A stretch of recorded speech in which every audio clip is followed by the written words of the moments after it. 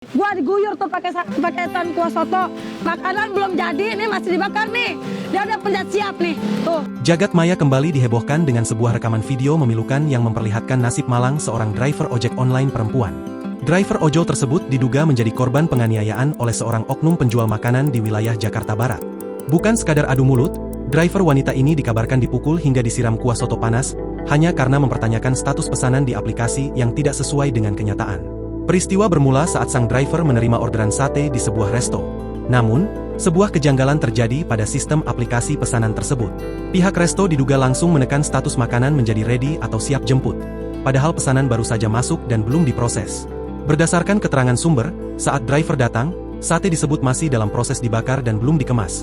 Tulis informasi yang beredar di media sosial, dikutip Tribun Sumsel, Senin, 9 Maret 2026. Masalah ini bukan perkara sepele bagi para pejuang aspal. Dalam sistem ojek online, jika status makanan sudah ready namun driver terlambat mengantar, maka performa driver akan anjlok. Dampak buruknya tidak main-main, seperti penurunan performa, suspend akun hingga kehilangan penghasilan.